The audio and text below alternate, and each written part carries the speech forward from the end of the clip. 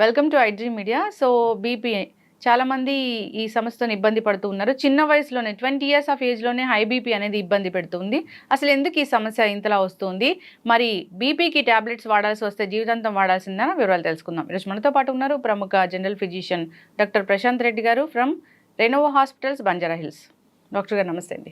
నమస్కారం అండి. డాక్టర్ గారు, జనరల్గా హై బీపీ సో ఒకప్పుడంటే 40-50 ఏళ్లలో చూసేవాళ్ళము. ఇప్పుడు అలా కాదు, 20 ఇయర్స్ ఆఫ్ ఏజ్ నుంచి చూస్తూ ఉన్నాము. అసలు ఏంటి హై బీపీ, ఎందుకు వస్తుంది? హై బీపీ జనరల్గా రావడానికి 2-3 కారణాలు ఉంటాయండి మెయిన్గా. సో జనరల్లీ ఎప్పుడైనా సరే మనము ప్రైమరీ, సెకండరీ కాజెస్ అని చెప్పి చూస్తాం. సో జనరల్గా ఎసెన్షియల్ కాజెస్, ప్రైమరీ కాజెస్ ఏంటంటే మనం ఏదైతే మనం మాడిఫై చేసుకోగలుగుతాము, లైక్ మన ఒబిసిటీ కానివ్వండి, మన తినే లైఫ్ స్టైల్స్ కానివ్వండి, హై షుగర్స్, ఇలా మనం మాడిఫై చేసుకునే వాటిని మనం మాడిఫైయబుల్ రిస్క్ ఫ్యాక్టర్స్ అంటాం. సో ఈ రిస్క్ ఫ్యాక్టర్స్ ఏవైతే మనం మాడిఫై చేస్తామో దాంతో మనం బీపీని తగ్గించుకోవచ్చు. కొన్ని నాన్ మాడిఫైయబుల్ రిస్క్ ఫ్యాక్టర్స్ అంటాం.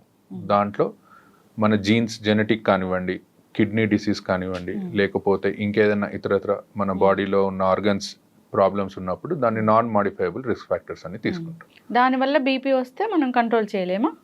ఇప్పుడు మాడిఫైయబుల్ రిస్క్ ఫ్యాక్టర్స్ ని మనం రోజువారీ మన లైఫ్ స్టైల్ మాడిఫికేషన్స్ చేసుకుంటే, లైక్ కరెక్ట్ ఫుడ్ తినడము, తక్కువ షుగర్స్ తినడం, టైం కి తినడం లాంటివి చేసుకుంటే జనరల్ గా ఏ ఏజ్ లో అయినా మన బీపీని కంట్రోల్ చేసుకునే ఛాన్స్ ఉంటుంది. అదే మన జెనెటిక్ ఫ్యాక్టర్స్ లేదా ఏదైనా ఆర్గన్ డిసీజ్ వల్ల వచ్చేవి మాత్రం దానికి సంబంధించిన మెడిసిన్స్ వాడి దాని పరంగా మనం తగ్గించుకోవడం జరుగుతుంది. ఓకే, అంటే ఇప్పుడు మాడిఫైబుల్ రిస్క్ ఫ్యాక్టర్స్ అంటాము. సో దాని వల్ల వచ్చే బీపీని మనం పూర్తి స్థాయిలో తగ్గించుకోవచ్చు, టాబ్లెట్స్ కూడా మానేయొచ్చా? మోస్ట్ ఆఫ్ ద టైమ్స్ అండి. ఇప్పుడు యంగ్ పీపుల్ జనరల్గా ఇప్పుడు మనం తీసుకుంటే ఎక్కువగా లేటెస్ట్గా 30 నుంచి 35 ఇయర్స్ వాళ్ళకు కూడా హై బీపీ లాంటివి చూస్తూ ఉంటాం. దానికి మెయిన్ కారణం మన లైఫ్ స్టైల్ అండి. అంటే హై కార్బోహైడ్రేట్స్ లేకపోతే ఫ్యాట్ ఉన్న ఫుడ్ ఎక్కువగా తినడము, అసలు ఎక్సర్సైజ్ అనేది చేయకపోవడము, ఇలాంటివి హై సాల్ట్ ఫుడ్ తీసుకోవడం. సో ఇవన్నీ మనం కట్ డౌన్ చేసుకుంటే 100లో 90% of the people definitely tablet లేకుండా ఉండొచ్చు. ఓకే, డాక్టర్ గారు, సో ఈ ఏదైనా కిడ్నీ ఇష్యూస్ వల్ల లేదా ఇతర ఆర్గన్ డ్యామేజ్ అవ్వడం వల్ల లేదా జెనెటికల్గా అన్నారు, అది వచ్చింది. సో వాళ్ళు లైఫ్ స్టైల్ చేంజ్ చేసుకున్నారు. సో బీపీ అనేది కంట్రోల్లో ఉంటుందా? పూర్తి స్థాయిలో తగ్గించుకోవడానికి ఛాన్స్ అనేది ఉండదా? ఉంటుందండి, అలానే ఏం లేదు. 50% ఆఫ్ ద పీపుల్లో ఇఫ్ ఒకవేళ మనం ఎర్లీగా డిసీజ్ ని కనుక్కున్నట్టయితే, మనం ఒకవేళ లైఫ్ స్టైల్ మాడిఫికేషన్స్ చేసుకుంటే డెఫినెట్లీ మనము యంగ్ ఏజ్ లో డెఫినెట్లీ మనము టాబ్లెట్ లేకుండా ప్రయత్నం చేయొచ్చు. కాకపోతే ఏంటంటే వాళ్ళు ఫ్రీక్వెంట్ గా ఫాలో అప్ లో ఉండాలి.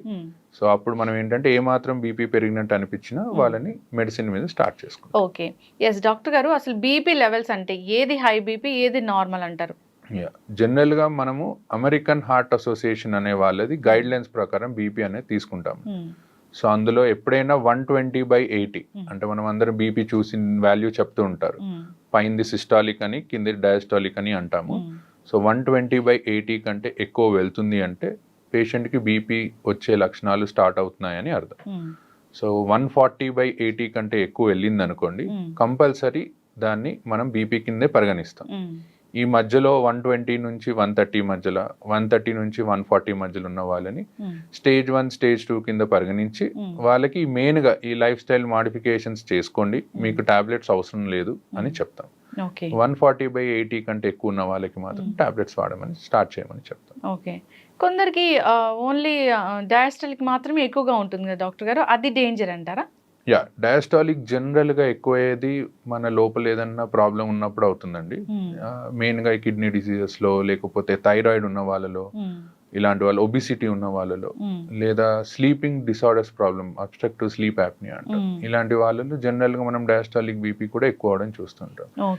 India it's more dangerous than this systolic BP ఎక్కువ. సో దానికి కంపల్సరీ మెడిసిన్ వాడాల్సిందే. ఓకే, డయాస్టాలిక్ ఎక్కువ ఉన్నప్పుడు డయాస్టాలిక్ 90 కంటే ఎక్కువ ఉంటే మేము డెఫినెట్లీ ఫస్ట్ మెడిసిన్ అడ్వైస్ చేస్తాము, ఆ లైఫ్ స్టైల్ మాడిఫికేషన్స్ తో పాటు.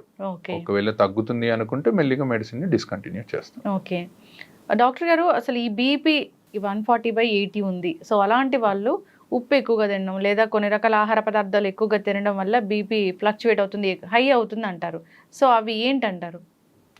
మెయిన్గా సాల్ట్ అండి. సాల్ట్ ఇంటేక్ ఎప్పుడైనా సరే తక్కువగా ఉండాలి. ఇప్పుడు కొంతమంది తినాల్సిన దానికంటే మోతాదుకు మించి సాల్ట్ తీసుకుంటారు. సో ఫస్ట్ అది కట్ డౌన్ చేయాలి. దాంతోపాటు హై కొలెస్ట్రాల్ ఉన్న ఫుడ్ని ఎప్పుడైనా కట్ చేయాలి. కొలెస్ట్రాల్ ఎక్కువ అవుతే మన బ్లడ్ వెళ్ళేది తక్కువ స్పీడ్లో ఎక్కువగా వెళ్తుంది. సో ప్రెషర్ అనేది పెరుగుతూ పోతుంది. సో హై కొలెస్ట్రాల్ ఉన్న ఫుడ్స్ కానీ హై సాల్ట్ ఉన్న ఫుడ్స్ కానీ అవాయిడ్ చేసుకుంటే డెఫినెట్లీ మనం ఒక 5 to 10 డిఫరెన్స్ చూడొచ్చు బీపీలో. ఎస్, ఖచ్చితంగా డాక్టర్ గారు. సో డాక్టర్స్ టాబ్లెట్స్ ప్రిస్క్రైబ్ చేశారు.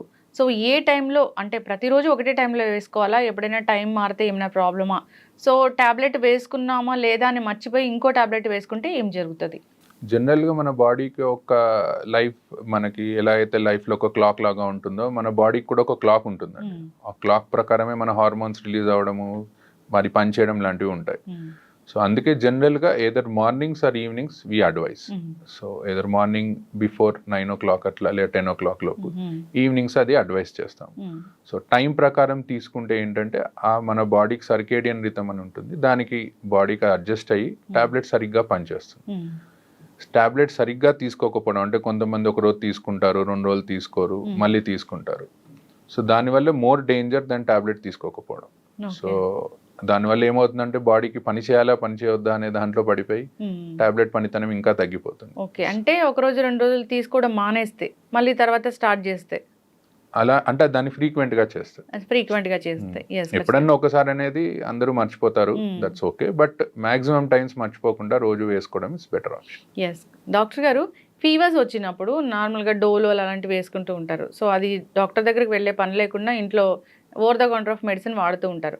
సో హై బీపీ ఉన్నవాళ్ళు ఇలాంటి డోలోలు వేసుకోవచ్చా? సో అలాంటప్పుడు బీపీ టాబ్లెట్ వేసుకోవచ్చా లేదా? సో జనరల్గా బీపీలో 2 types చూస్తామండి. ఇప్పుడు ఫీవర్ వచ్చినప్పుడు కొంతమందికి బీపీ పెరగొచ్చు, కొంతమందికి తగ్గొచ్చు. సో ఇన్ఫెక్షన్ చాలా ఎక్కువ ఉందనుకోండి, అప్పుడు బీపీ అనేది బాగా తగ్గిపోతూ ఉంటుంది. సో దాన్ని మనం షాక్ అని అంటాము సిచ్యువేషన్. సో అందుకే ఎప్పుడైనా హై గ్రేడ్ ఫీవర్ వస్తే దో మీరు డోలో ఇంట్లో వేసుకున్నా సరే వెళ్ళి డాక్టర్ని కలవండి. కలిసి ఒకసారి బీపీ చెక్ చేసుకుంటే తక్కువగా ఉంటే అప్పుడు పేషెంట్ కండిషన్ని బట్టి టాబ్లెట్ ఆపేయాలా, డోస్ తగ్గించాలా అనేది డాక్టర్ కెన్ డిసైడ్. ఎస్, ఖచ్చితంగా డాక్టర్ గారు. చాలా మంది ఈ మిస్టేక్ అనేది చేస్తూ ఉంటారు. ఎస్, దానివల్ల ఇబ్బందులు అయితే వస్తూనే ఉంటాయి. ఎస్, ఏదైనా ఒక ఇష్యూ వచ్చినప్పుడు అప్పుడే కొత్తగా టాబ్లెట్స్ స్టార్ట్ చేశారు బీపీ టాబ్లెట్స్ అన్నప్పుడు ఇంట్లో మానిటర్ చేసుకోండి, మార్నింగ్ ఈవినింగ్ బీపీ లెవెల్స్ అని అంటారు.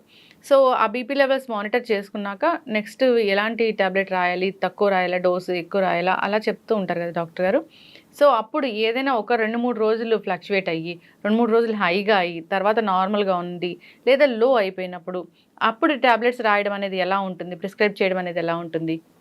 జనరల్గా ఎవరికైనా ఫస్ట్ టైం బీపీ వచ్చినప్పుడు అండి, ఎక్కువగా యంగ్ ఏజ్ వాళ్ళకి, let's take less than 50 years young age వచ్చిన వాళ్ళకి మేము ఏం చెప్తామంటే దేర్ ఇస్ హై ఛాన్స్ మన లైఫ్ స్టైల్ మార్చుకొని ఇలా చేసుకొని మనం బీపీ తగ్గించుకోవచ్చు అని. అండ్ ఒక్కొక్కసారి డాక్టర్ దగ్గరకు వచ్చినప్పుడు రీడింగ్ అనేది ఎక్కువ రావచ్చు. వైట్ కోట్ హైపర్ టెన్షన్ అంటాము, అంటే డాక్టర్ని చూడగానే బీపీ అనేది పెరుగుతూ వెళ్తుంది. సో అలాంటి వాళ్ళకి ఏం చెప్తామంటే మీరు ఒక 3 to 5 days 2 times in a day check చేసుకోండి రీడింగ్స్ అని. సో కన్సెక్యూటివ్ రీడింగ్స్ అండి, అంటే 3 consecutive రీడింగ్స్ 3 సార్లు ఎక్కువ వచ్చాయనుకోండి డెఫినెటివ్గా టాబ్లెట్ స్టార్ట్ చేస్తాం. సో 3 సార్లు కాకుండా ఒకసారి వచ్చింది మిగతా 2 times తక్కువ వచ్చింది అలా అనుకుంటే first life style modifications advice చేస్తాం. ఎస్, ఖచ్చితంగా డాక్టర్ గారు. సో బీపీ మిషన్స్ చాలా డిజిటల్ మిషన్స్ వచ్చాయి. సో వాటిలో చెక్ చేసుకుంటే వచ్చేది కరెక్ట్ వాల్యూ అయినా నార్మల్గా డాక్టర్ దగ్గరికి వెళ్ళినప్పుడు వేరే బీపీ మిషన్ ఉంటుంది, అది కరెక్టా? సో ఎట్లా అంటారు? ఎలక్ట్రానిక్ మిషన్స్కి మేము చూసే మిషన్స్కి ఏంటంటే మెర్క్యూరీ ఉంటుందండి మేము చూసే మిషన్స్లో, it's much more accurate. Electronic మిషన్స్లో ఒక 5 mm వరకు డిఫరెన్స్ ఉంటుంది. బట్ మెయిన్గా మిషన్ కంటే ఎక్కువ చూసే పొజిషన్ అండి, చూసే పొజిషన్, చూసే టైమ్. సో ఎప్పుడైనా సరే బీపీ మిషన్ అనేది మన లెవెల్ ఆఫ్ హార్ట్ దగ్గరికి ఉండాలన్నమాట. సో ఎవరన్నా కూర్చొని బీపీ చూసుకుంటున్నారు అనుకుంటే బీపీ మిషన్ ఒక టేబుల్ మీద పెట్టి మన హార్ట్ లెవెల్లో ఉండేటట్టు, పడుకున్నప్పుడు మన పక్కన హార్ట్ లెవెల్లో ఉండేటట్టు చూసుకోవాలి. సో అలా చూసుకుంటే 90% ఆఫ్ ద టైమ్స్ రీడింగ్స్ కరెక్టే వస్తాయి. అండ్ మీరు అన్నట్టు దీనికి అండ్ మనం ఇంట్లో చూసుకునే ఎలక్ట్రానిక్ మిషన్స్కి ఒక 5 mm వరకు డిఫరెన్స్ ఉంటుంది. అండ్ బోత్ హ్యాండ్స్లో కూడా మీరు ఒకవేళ చూసినా at the same time 5 to 10 mm of HG difference అనేది ఉంటుంది. ఎస్, ఖచ్చితంగా డాక్టర్ గారు. ఏదైనా కానీ ఈ బీపీ వచ్చినప్పుడు జాగ్రత్తలు తీసుకోవాలని కోరుకుందాం. చాలా మంది ఫాలోఅప్స్ కూడా వెళ్ళరు, సంవత్సరాల తరబడి అదే మందులు వాడుతూ ఉంటారు. సో అలా వాడటం కూడా డేంజరే కదా డాక్టర్ గారు? యా అండి, most important thing is follow up అండి. సో బికాజ్ ఏంటంటే కొన్ని టాబ్లెట్స్ కొన్ని కండిషన్స్లో డిస్కంటిన్యూ చేస్తాం.